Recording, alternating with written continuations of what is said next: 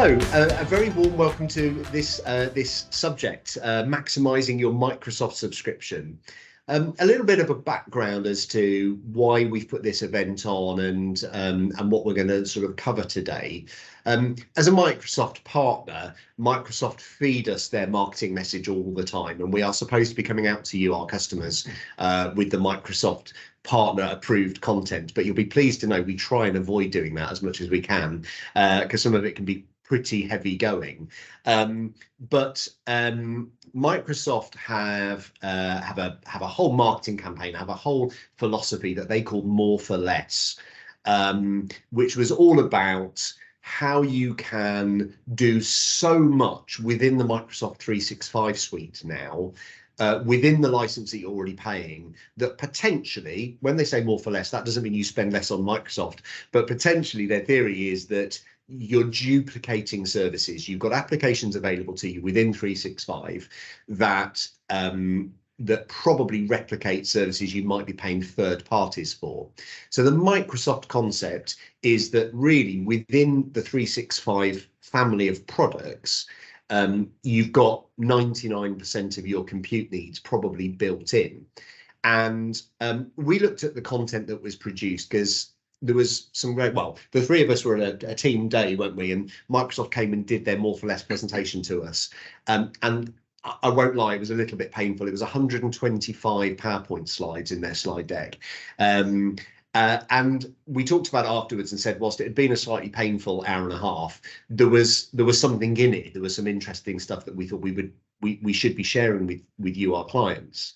But we tried to put a ramsac spin on that and make it a little bit more sort of honest and straightforward. Combined with that is a whole load of security features that are also available as part of the Microsoft 365 suite. And as you know, creating really secure IT environments is a very much a core agenda for us. And there's a lot of confusion around Microsoft Intune, which is the sort of the umbrella sort of term for the suite of security tools. So what we've tried to do is combine two key things today, and we're going to look at what you've got available to you within your 365 subscription that you might not know about. For some of you, that might just be a revision of stuff you already know. For some of you, that will be, just new information. So we're going to spend the first sort of 10 minutes just looking at that. And then really what we're going to talk about is the security journey that you can go on probably within the license that you've already got. We're going to try and keep it fairly jargon-free and tech-free, but I'm joined by Matt and by James because both of them are sort of real experts on, well, Matt sort of leads our partnership with Microsoft and does a lot of work with them as a vendor partner, and James, as a solutions architect, has spent a lot of time in the last couple of years really designing sort of these Intune journeys for clients. And we wanted to take you on that journey to sort of explore what's available to you. And the reason we've called it Maximising Your Microsoft Subscription is because the theory is this is all stuff that's available to you within the license that you're probably already paying for.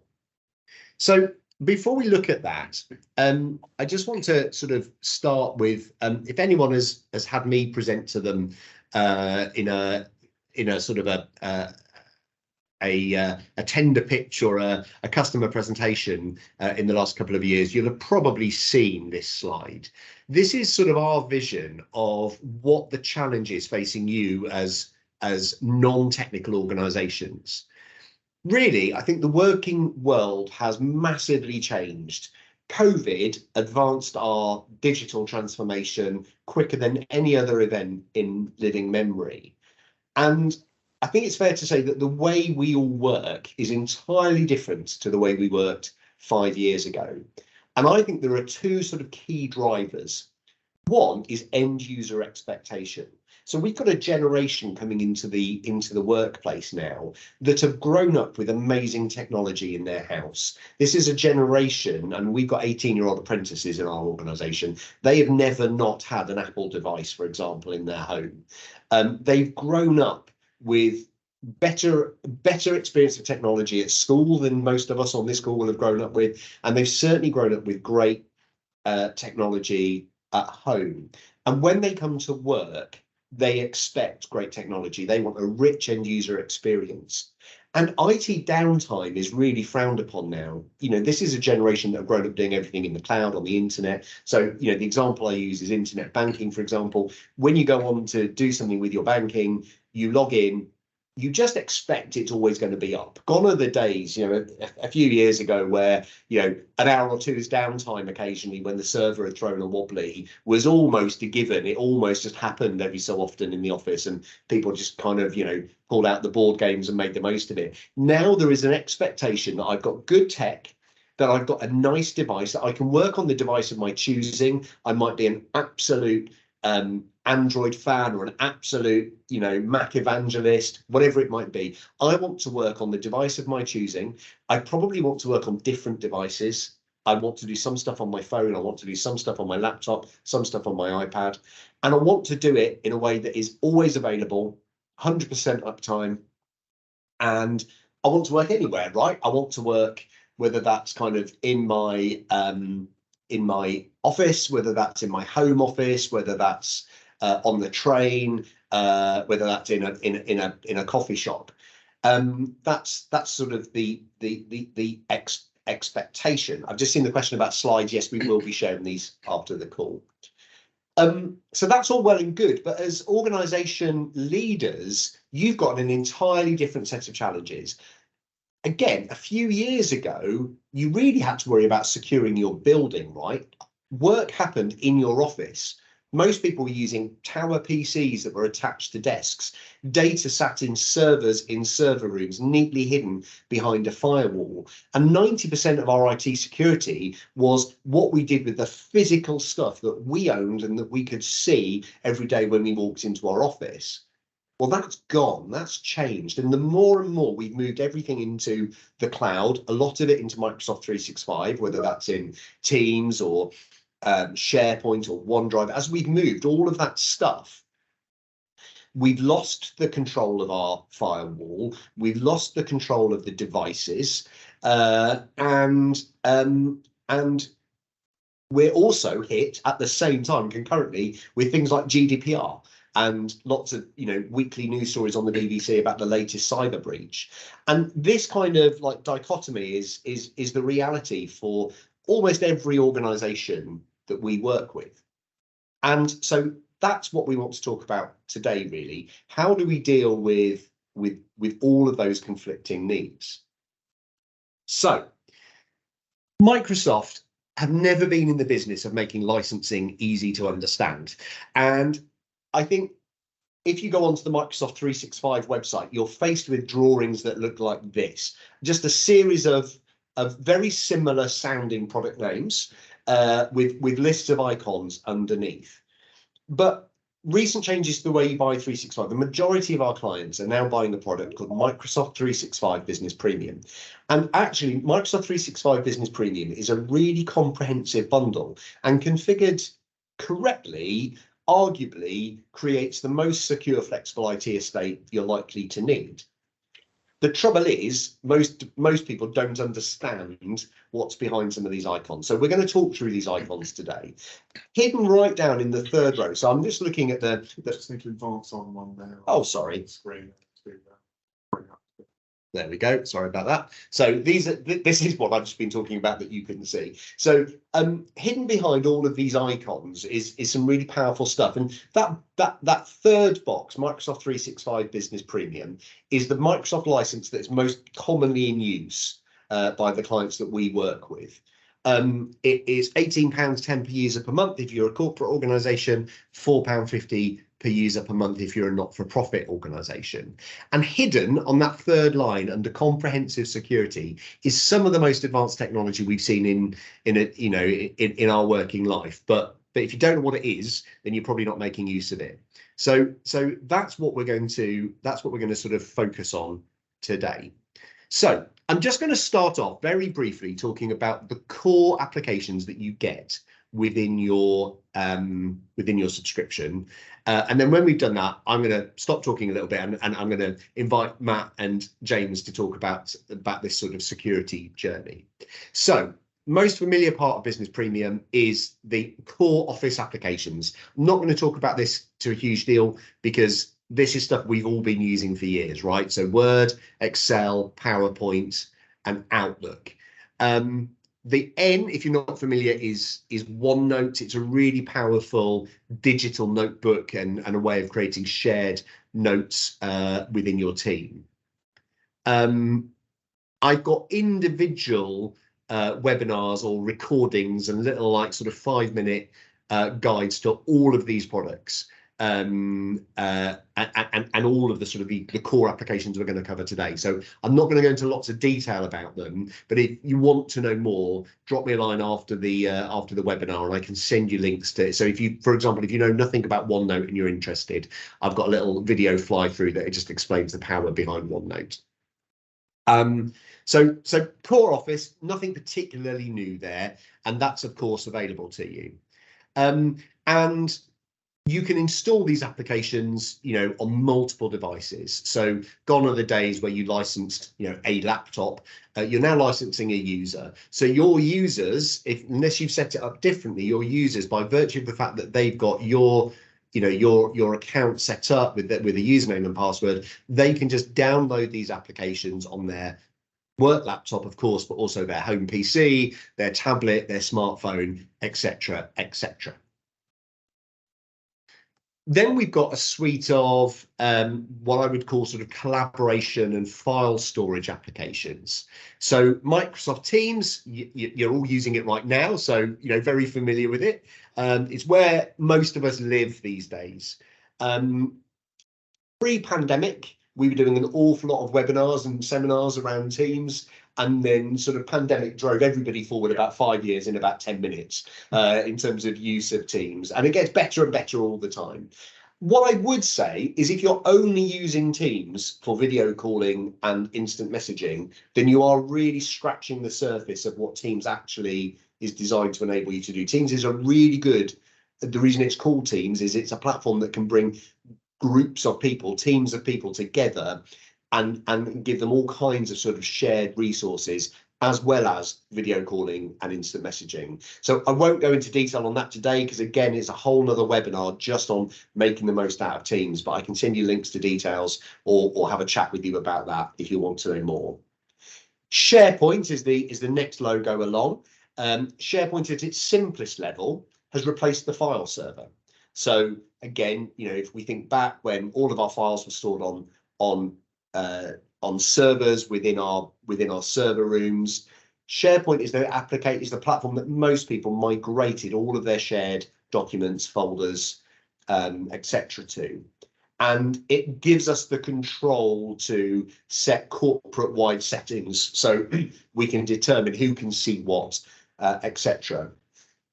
At its next level, though, it's much, much more than just file storage. It's a tool that we use to create beautiful intranet-style team collaboration platforms. So again, there's a separate webinar on this, and there's some recordings on our resources section of our website. But if you haven't seen it, for example, we've got a beautiful sort of, we call it the hub. It's our internal intranet site, and it's where not only all our files and folders sit, but all of the links that our staff need to access online payroll, for example, or HR platforms. It's where news about social events are. It's where people find out internal policies and processes. Loads. And Adil, who's our lead SharePoint consultant, is very happy to jump on a call for an hour and kind of just give you a sort of an art of the possible, a sort of a demonstration of what we can do with SharePoint. All of these applications you're already paying for. It's all part of that Business Premium license. And that's the storage and the license. Probably most of what you need. Yeah. It's included in. Yeah. Good point. So the little cloud logo is OneDrive. OneDrive is personal storage, essentially. So I liken it to in the olden days, what I would have called my home drive or the My Documents folder. Yeah. I think you refer to it as, don't you? So it's You go back as far as my briefcase. My Briefcase. It's actually probably more like My Briefcase than any of those things. Yeah. So it's essentially the tool that most people use for their personal file storage, but unlike those tools, it gives a really easy way to share both internally and externally at file level or folder level. So it's a much more collaborative way of having personal storage. But generally speaking, SharePoint is kind of corporate storage, and OneNote is more sort of personal user storage. And then E at the end is Exchange. It's the bit in the background that controls Outlook. It's the bit that sets up all of our groups and sort of our email rules and our shared calendars and shared contact lists, etc., etc. And then finally, before we move on to the sort of the security element of all of this, we've got some other really useful tools. So a bit hidden in the 365 portal. Some of these you have to look for, but I've picked out 5 of my favorites. There are more. Microsoft Forms is a brilliant tool for creating surveys or questionnaires and gathering data from multiple people. That can be within your organization or outside of your organization. Really, it's Microsoft's answer to SurveyMonkey. Really powerful. We use it all the time. I mean, internally, a really good example of its use that I always quote is organising a Christmas party. There used to be a time where I'd send an email. There's 110 of us in our business. I'd send an email out to 110 people, and I'd get 110 emails back. Are you coming? Are you bringing a partner? What do you want for your starter, your main course, your dessert? Do you want us to book you a room in the hotel? Whatever it might be. Now I send out a forms link. All of that data gets gathered in one place, and I get nice analytics and a nice spreadsheet with all of the data. So anything that you're doing to gather feedback or gather data from people, Forms is a really useful tool, and it's free. It's all within your 365 subscription. Again, I've got a little 10-minute how-to video if you're not sure how to use it. The next logo along there, I always think looks confusingly like the Excel logo, really, but it's Planner. So Planner enables you to create shared project plans. It's Microsoft's answer to Trello, if you've used that sort of platform before. Enables you to bring groups of people, break down a project into multiple stages, tasks, subtasks, assign them out, etc. Really great tool. The little sort of human icon on the end is Microsoft Viva. We're going to see a lot more coming from Microsoft around their Viva products over the next year or two. It's already the tool that probably gives you the dubiously useful information every day that tells you that you've got no free collaboration time and that maybe you should reply to this email yesterday. But it's integrating more and more as a well-being app. So you can already install Viva in your Teams, and you can set it to give you like a start of day and an end of day routine that can include a mindfulness exercise, a little happiness assessment, as well as working out what free time you've got available and whether you need to block out time in your diary for thinking tasks, etc. It's Microsoft's putting quite a lot of investment into Viva at the moment. It's definitely early days. Yeah, the insights that you've mentioned is probably what we've all seen already, but there's Viva Engage and these other aspects. Not seeing much adoption yet because I think it's quite early days, but it will be a powerful. Yeah, it's worth saying there's basically Headspace is integrated, so it's a nice kind of thing that you can provide your staff if you're interested in staff well-being. The little sort of burgundy triangles at the bottom is Microsoft Stream. The easiest way to describe Stream is it's a like an internal YouTube channel. So if you've got video content that you want to share, but you don't necessarily want it leaving your organization, Stream is a really nice way of creating a library of video content, but you can keep quite a lot of control over it. And I've just seen a question about To Do. So the tick on the bottom is To Do. Microsoft To Do is a really nice application, actually, that enables you to create on-the-fly task lists and notes. If you're one of those people that likes to write everything down in the morning and see it cross off, you even get a very satisfying ding as you cross off a task off your to-do list. There are at least a couple of my colleagues on this call remotely who add tasks that they didn't even have once they've done it, just so they can mark it off. But in answer to the question about how that integrates with Planner, if you've got tasks assigned to you in Planner, they also appear in your to-do list, and you can have shared to-do lists as well. So I have it with Kaylee, who I do a lot of work with. We've got a shared list where if I'm giving her something to do that we're going to work on together, we can have a to-do list that we've both got access to. I've then got my own to-do list, and then I've got sort of tasks that have been assigned to me. It's quite a neat tool.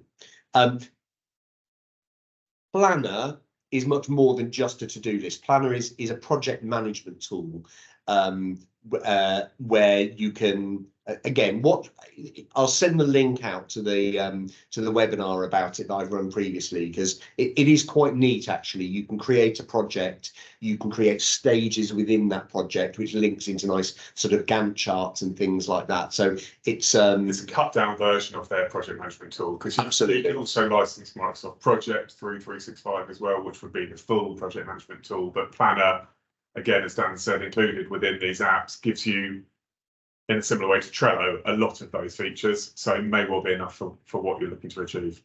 Yeah, absolutely. And I think, we're going to go on to talk about security and why we like things in the Microsoft ecosystem in a moment. But I'm not here to evangelize and say that any one of these applications is the best in breed at what it does. So, if you want to sit here and convince me that Trello is better than Planner, you'll win. That's fine. I'm not here to say only use the Microsoft applications. The point is, unless you're doing really specialist Prince 2 sort of project management standards, I think Planner is good enough, and it's within the license that you're already paying for. So what Microsoft have done with 365 over the years is they've tried to get everything more and more into their ecosystem. So if there's a tool that people are going off to, they've either bought it or they've replicated it, really. And the power comes in two ways. Firstly, we are securing all data in one place, and I'm going to come back to that point in a minute. But secondly, all of these things integrate. So, for example, I can see information. So if I've got planner tasks assigned to me, I can have that planner integrated into Teams, and I can have it linked to my to-do list. So wherever I am within the ecosystem, it's there. So these things just work really well because they're all designed to be kind of interoperable. So, is Teams a better platform than Zoom? Well, it's a personal opinion, really. But is Teams good enough for 99% of companies video calling? Yeah, absolutely it is. So do you need to be paying £10 per user per month for a Zoom professional subscription on top of Teams for 99% of your users? I suggest you probably don't. So that's the Microsoft point, really, about this whole more for less thing. Probably the tools you've got are good enough for the majority of the compute requirements for most of our users. So I just want to come back to the slide that I started on around the IT challenge. So far what we've done is I've given you an overview of what your end users get in 365. Some of you will have known all that already. There are other applications. I'm sort of talking, I'm kind of trying to keep an eye on the chat channel at the moment, but I've seen someone's given a shout out for Loop as well. Yeah, there are lots of applications, and if you've never gone onto the 365 app portal and just had a look at what's available, it's worth spending 10 minutes there just to see whether there are tools that can help you in the work that you do. Giving you a bit of an overview of the stuff that you've already got that you're paying for.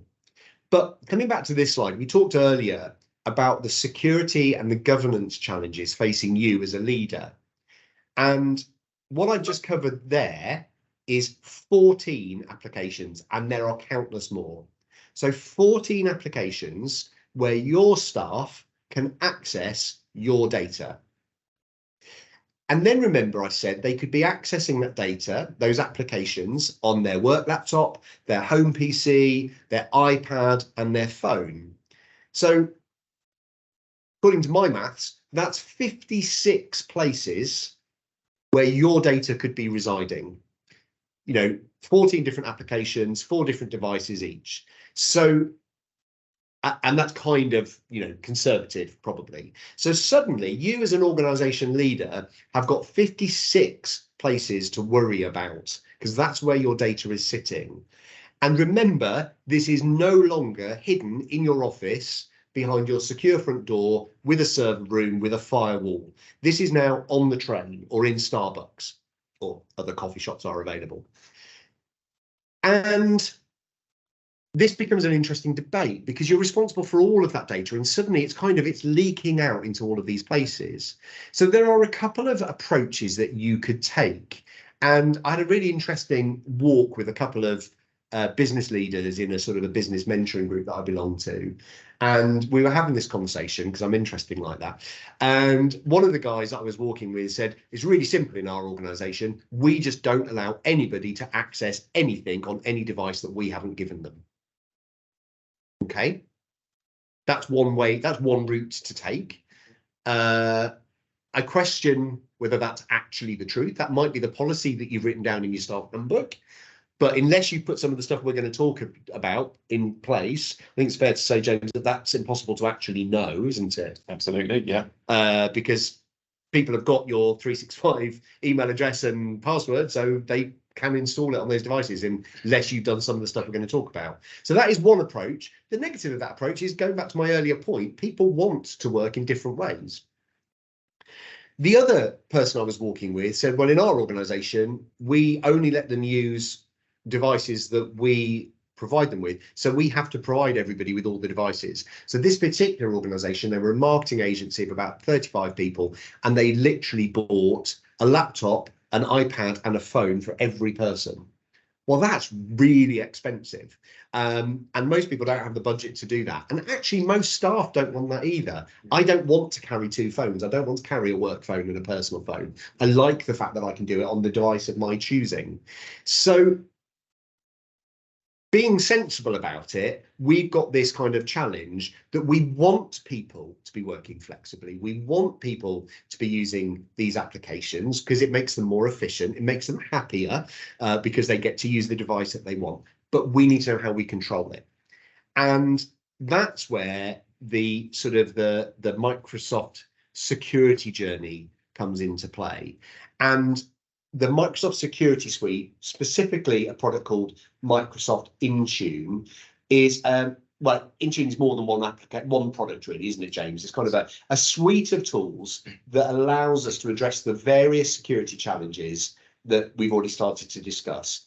And it's already included in your business premium license. So you're either already paying for it, or you could consolidate other licenses and upgrade to this business premium plan. So what we're going to do now is we've sort of identified various steps. There are various tools available in Intune. Some of them are names, phrases that you'll be very familiar with.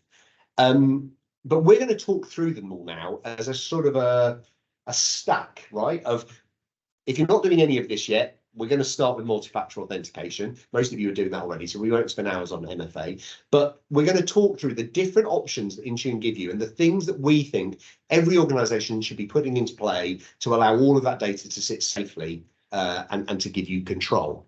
So the first step on our cloud security journey in Microsoft is multi-factor authentication. So, Matt, tell us, what is multi-factor authentication? Put it in some simple words for us. Yeah, absolutely. And I think it is the first step. As you said, Dan, hopefully a lot of people already have this in place. If you don't, please do so. Multi-factor authentication is essentially having at least two forms of authentication to be able to access your company's data. So most commonly, that will be username and password combined with, for example, an authenticator app on your phone that gives you a passcode that then allows you to access. And the importance of this cannot be overstated, really. In Microsoft's own statistics, they state that it stops 99.9% of impersonation breaches, of security breaches.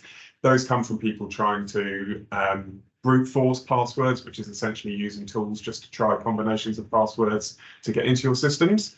Or it might be that passwords have been lost or stolen, available on the dark web, unfortunately all far too easy to do. people repeat passwords, they get compromised, and then lo and behold, they're into your 365 environment.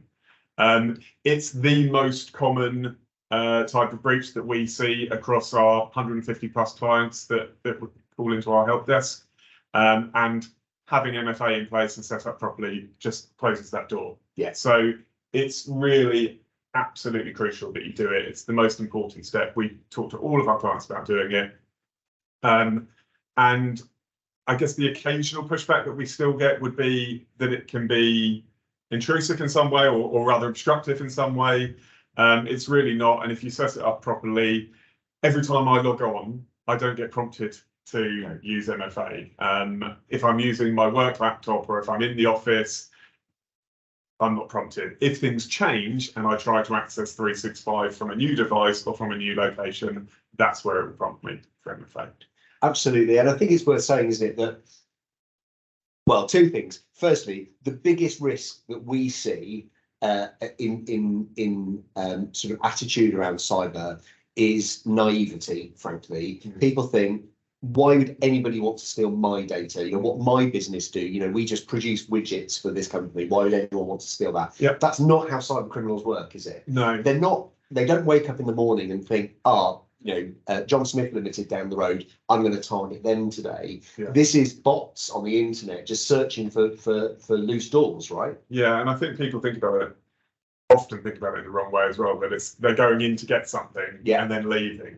That's not what we see, and you'll hear about this in certain cases, high profile cases where breaches have happened. But what tends to happen is if a person can impersonate you, a criminal can impersonate you and get into your 365 environment, they'll put in rules behind the scenes that then mean your emails are forwarded off without you knowing. Essentially, they can be in there for days, weeks, months, siphoning off information. That could be financial details.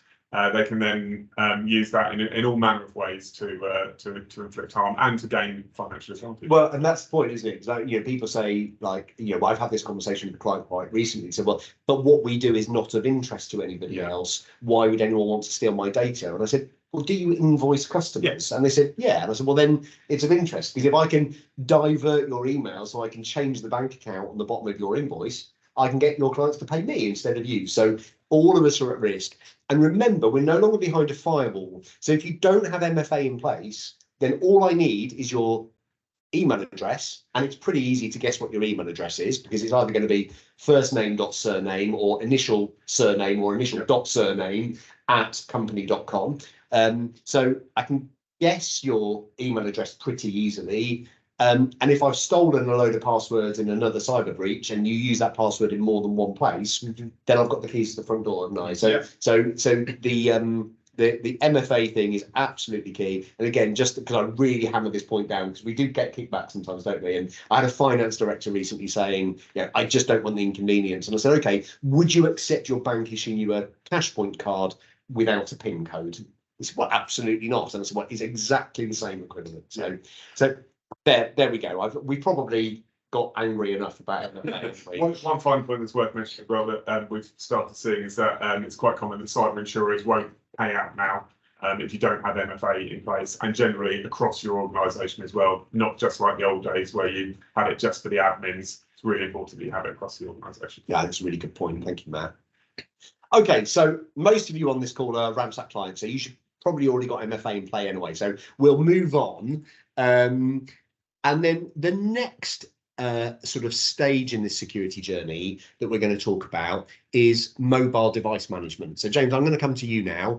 Again, in simple terms, tell us, what is mobile device management all about?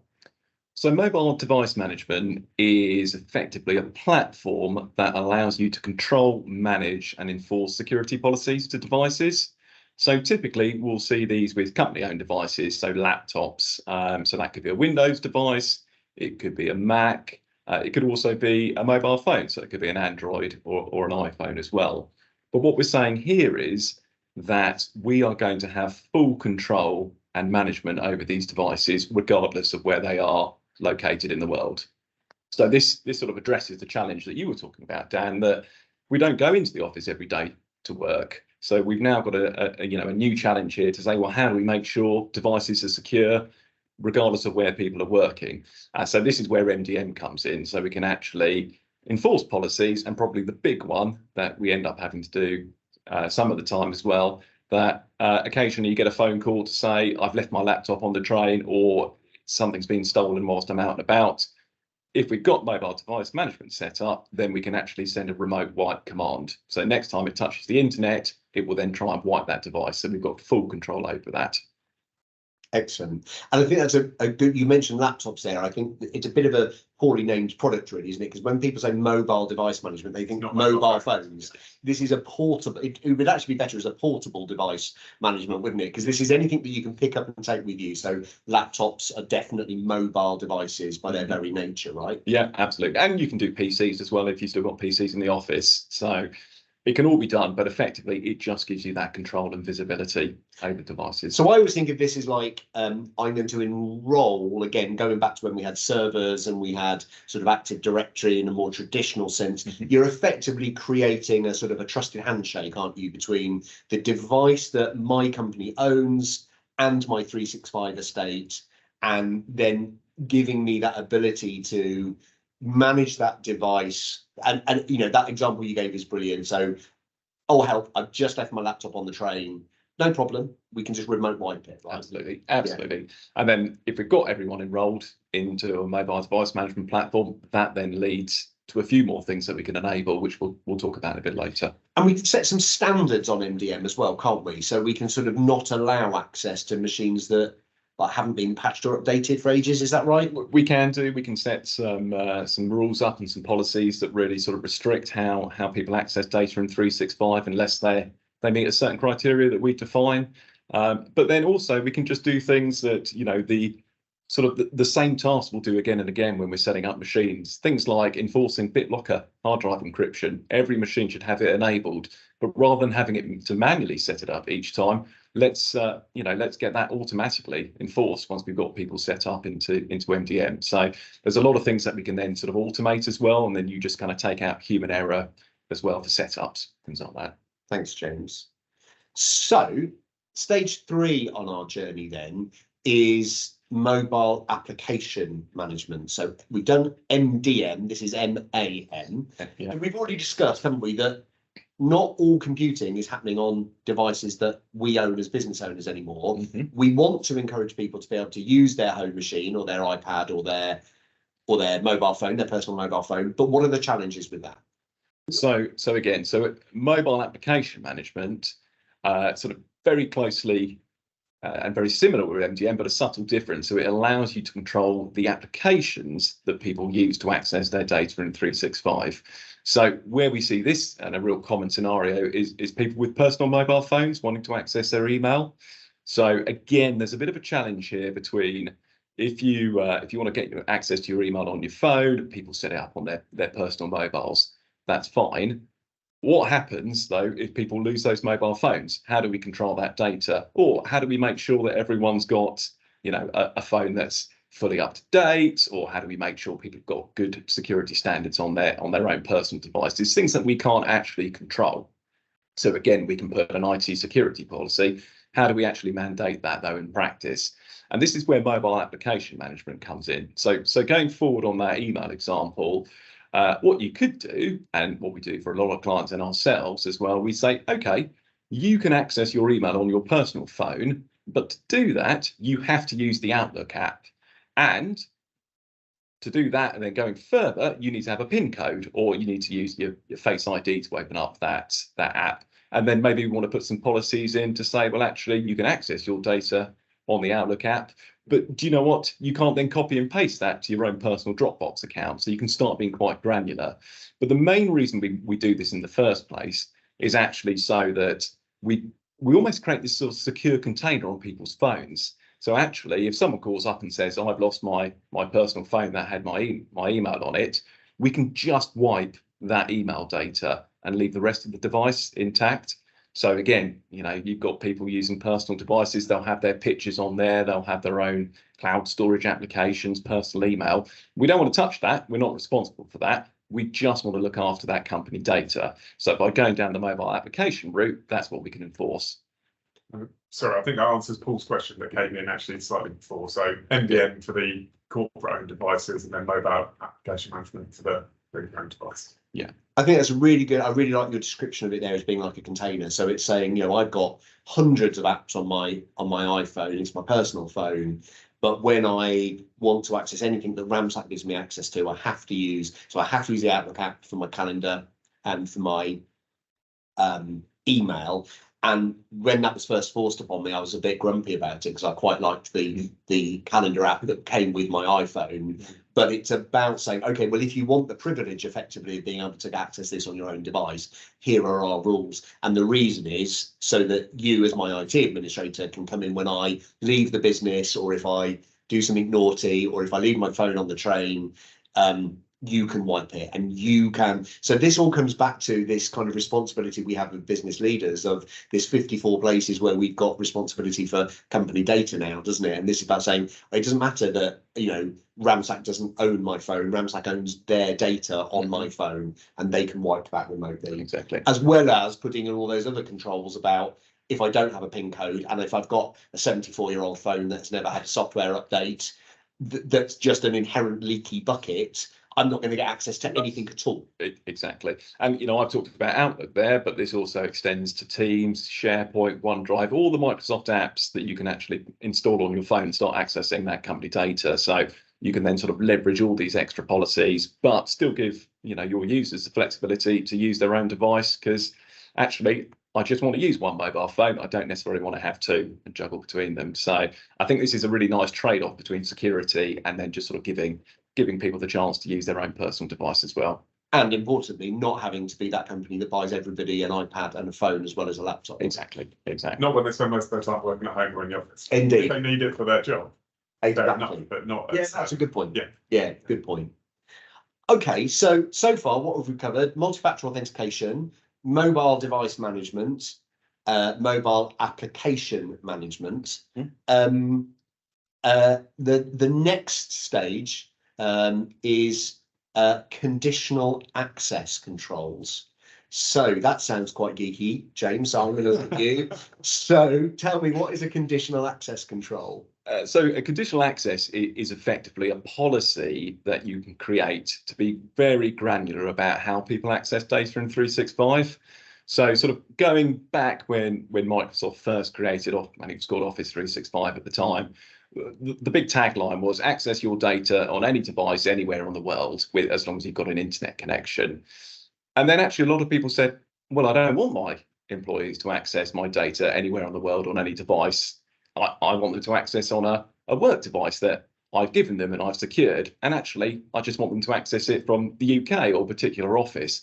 So this is what we can start doing with conditional access. We can start layering in these extra policies as well to actually enforce some extra security controls. So just a really simple example, MFA, which we've talked about already. What we like to do is just set up a policy that says, if you're going to access your data in 365, then you have to be using multi-factor authentication to get in to do that. So just a nice blanket rule that starts locking down access.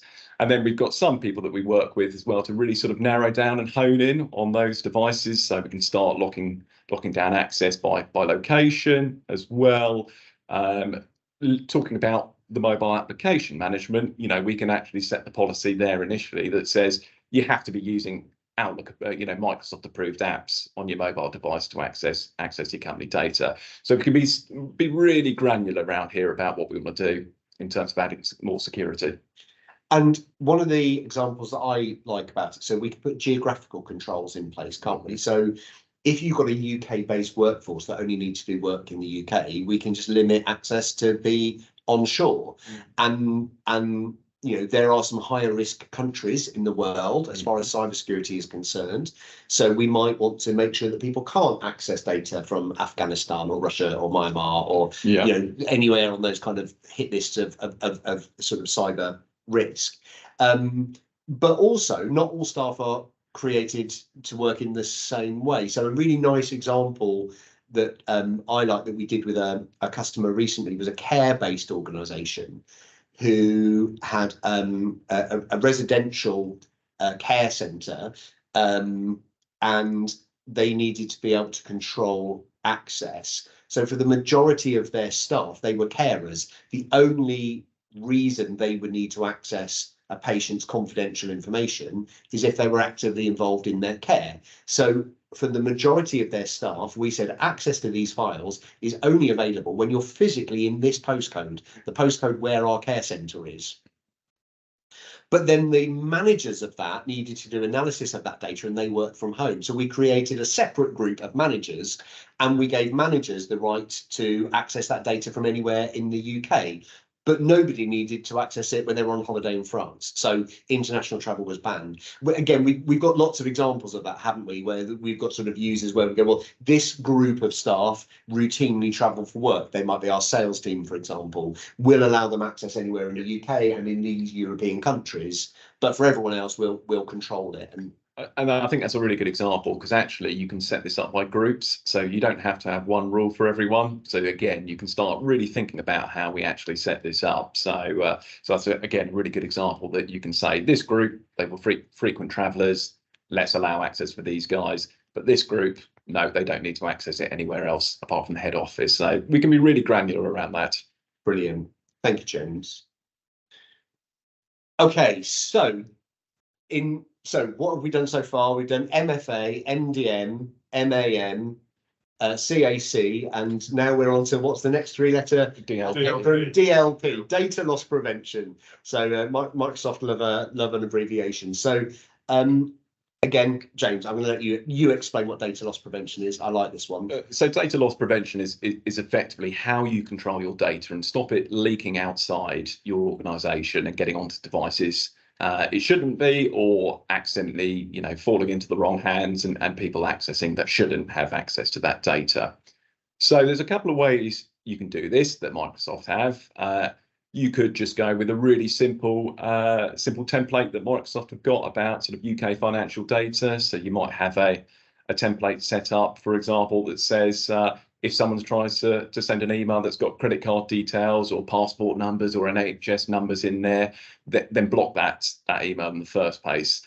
And what happens in the background is sort of 365 is using these algorithms to then scan that data and basically look for matches against that rule you've set up. So essentially, 365 is clever enough to spot that I just typed a 16-digit code into an email that I'm about to send to Matt, and Microsoft can go, those 16 digits are likely to be a credit card. Exactly. So it won't let me press send on the email. Exactly. We can block it, or we can perhaps warn someone else in the organisation that that's about to be sent. So there's different ways you can do it.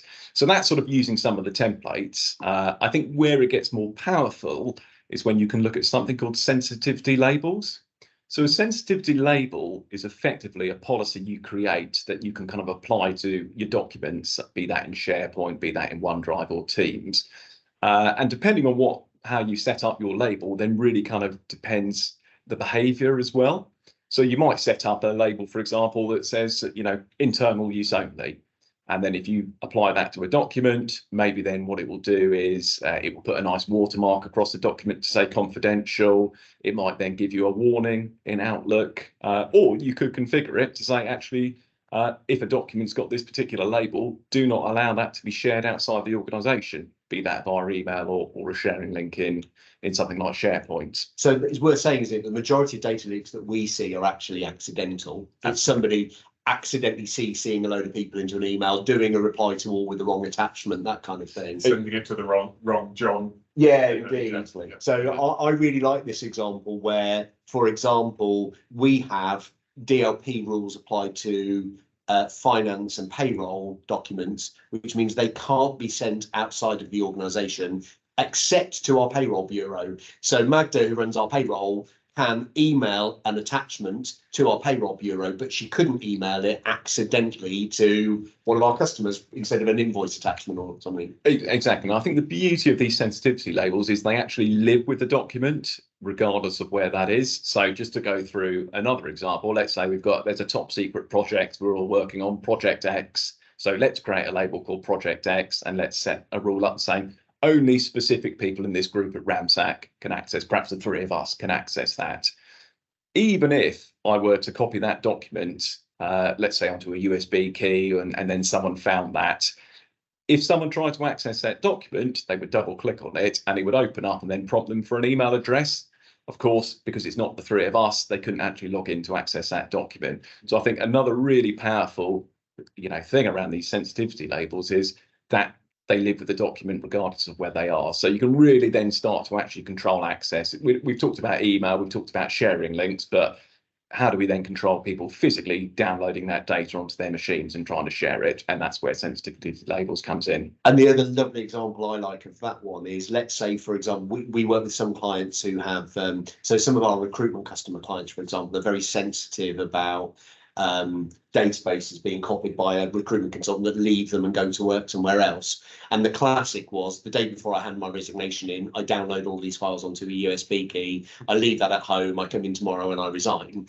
But actually, because, as you say, these DLP rules live with the document rather than with the device or anything else, if you'd copied my confidential database onto a USB key and then tomorrow you don't work for me anymore, even though you've got that physical file on a physical device in your possession at home, because your 365 user account has now been shut down, you can't open it. Correct. So it's brilliant, and it's such a useful tool. Powerful. Yeah, really powerful.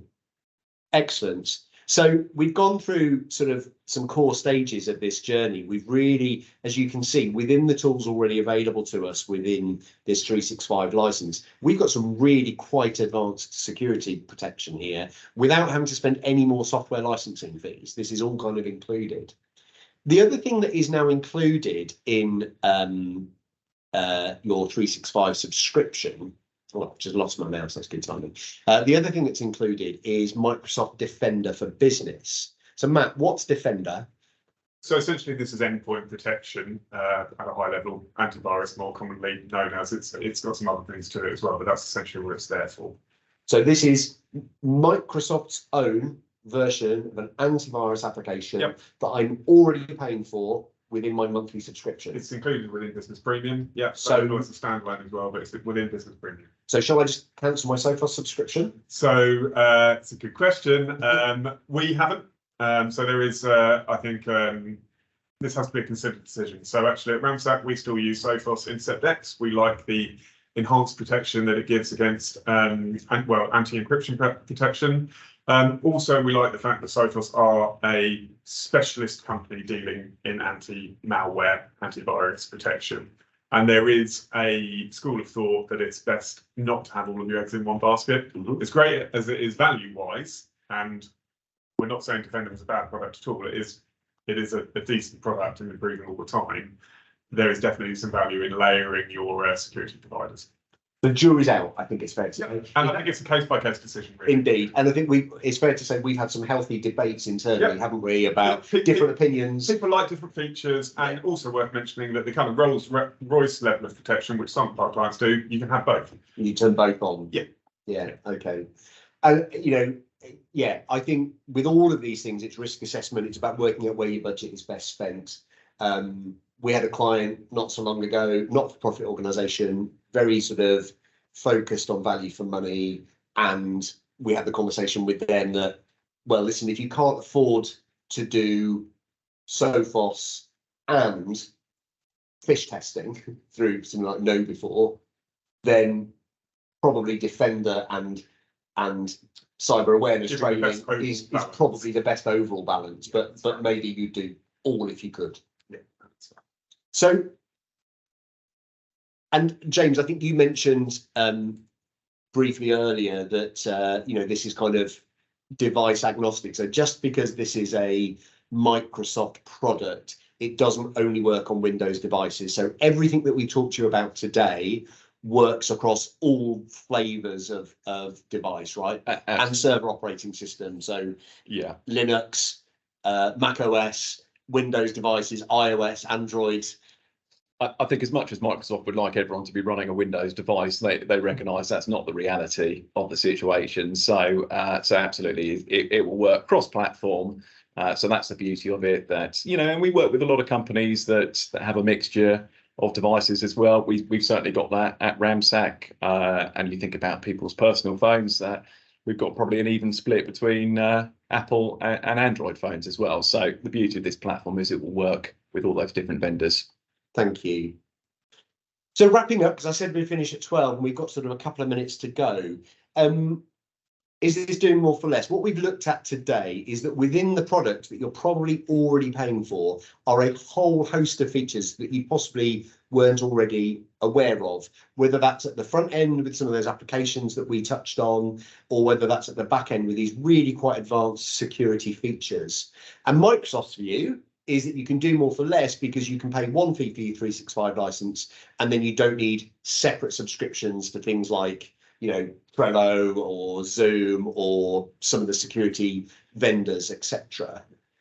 I think from our professional point of view, what I love about, as I said at the beginning, I'm not here to say you have to use Microsoft's version of everything, and you know that you can't convince me that one platform from a third party isn't better than a Microsoft equivalent tool.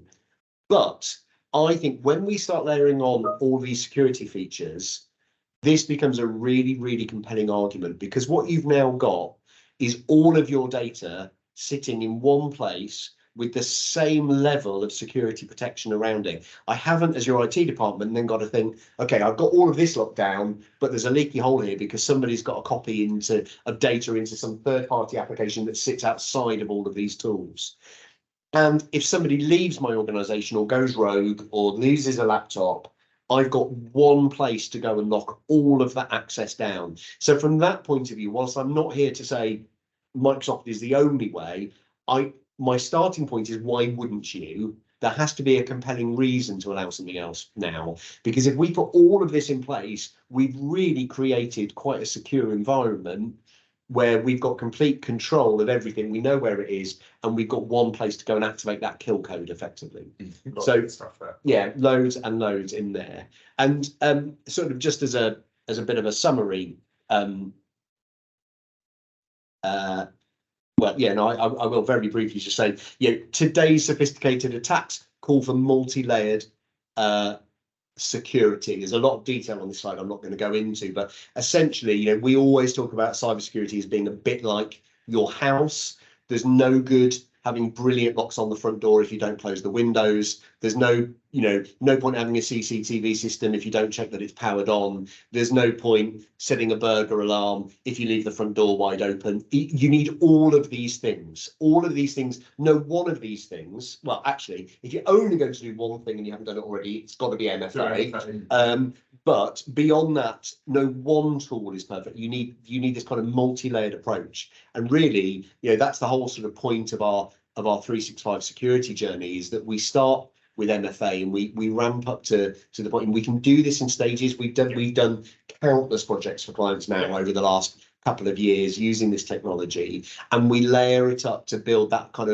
right hand side of this slide, that most secure environment where we've got devices controlled, we've got data on people's personal devices controlled, we've got security codes set up on sensitive documents, and we can control who can access what and from where in the world. And that's going to be some real best practice and good enough for most sort of SME businesses and charities that we work with. Excellent. Thank you. That is the end of my slides. I'm a minute over. That's not bad for time management. It's 12:01. Matt, were there any questions that have come through that we haven't answered as we've gone? I think we've captured most of them, but we can follow up individually to any that we haven't. Feel free, the three of us, I know some of you will have 12 o'clock hard finishes. So if you need to dial out now, then thank you so much for joining us. We will send you a follow-up this afternoon just to get some feedback from you. We genuinely would appreciate your feedback. We'll send you a copy of the slides. We've got a little white paper all about these security applications as well, which we'll share with you. But if you've got any follow-up questions, feel free to email us back. The three of us aren't in a rush to leave, so we can hang on. If you've got questions, you want to come off mute, or you want to type anything into the chat window, we'll sit here awkwardly in silence while you leave. But thank you so much for your time, and do get in touch if you've got any questions. Have a great day. Thank you. Thanks, everyone.